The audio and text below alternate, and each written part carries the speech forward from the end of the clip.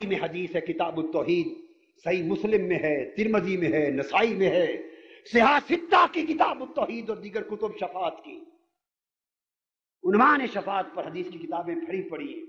حضور صلی اللہ علیہ وسلم نے فرمایا، حدیث صحیح متفق علیہ حدیث، کہ قیامت کے دن حساب و کتاب ہو چکے ہوں گے، دوزخی دوزخ میں، جنتی جنت میں چلے جائیں گے، مومن کامل ولی اولیاء متقی لوگ، حکم ہوگا کہ میرے ولیو متقیو جنت میں چلے جاؤ۔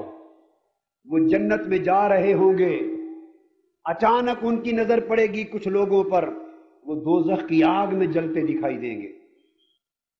وہ خدا کے محبوب و مقرب متقی بندے، وہ اولیاء، وہ عباد الرحمن، ان لوگوں کو دوزخ کی آگ میں جلتا دیکھ کر رک جائیں گے اور رک کر کہیں گے، مولا یہ جو لوگ دوزخ میں جل رہے ہیں یہ تو ہمارے ساتھی، ان کی تو ہمارے ساتھ سنگت تھی، یہ تو ہمارے ساتھ تعلق رکھتے تھے، یہ تو ہمارے ساتھ نسبت رکھتے تھے، ہمارے دامن کو تھامے ہوئے تھے، یہ آج دوزخ میں گرے پڑے۔ اللہ پاک فرمائیں گے، میرے پیارے بندو کیا چاہتے ہو؟ عرض کریں گے، مولا ہم تو نہیں جاتے جنت میں، ہم تو لجپال لوگ ہیں، ان کو بھی ساتھ لے کر جائیں گے، ان کو لے کر جائیں گے۔ اللہ پاک پوچھیں گے، حدیث سنا رہا، پوچھیں گے تم انہیں پہچانتے ہو؟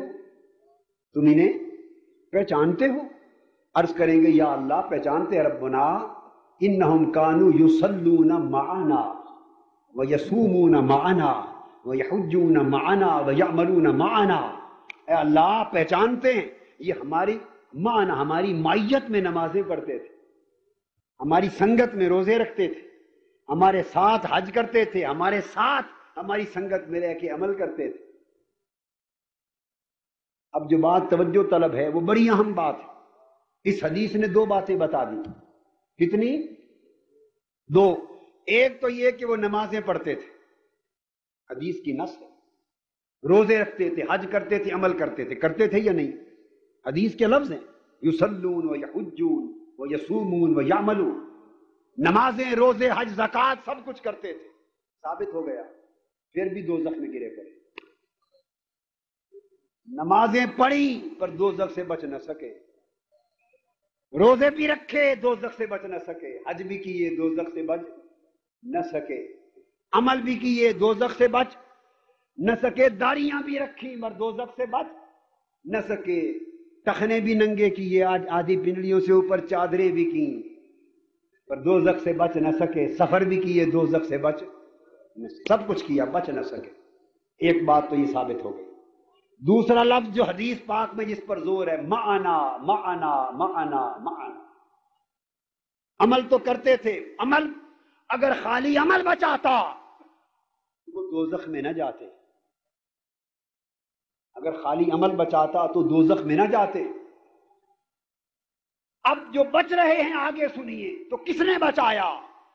نماز، روزہ، حج، زکوٰۃ نہیں بچا رہا، بچا کیا رہا ہے؟ معنا، کہ ہماری معیت میں تھے، ہماری سنگت میں تھے۔ اللہ پاک فرمائیں گے، پہچانتے ہو؟ عرض کریں گے، مولا پہچانتے ہیں۔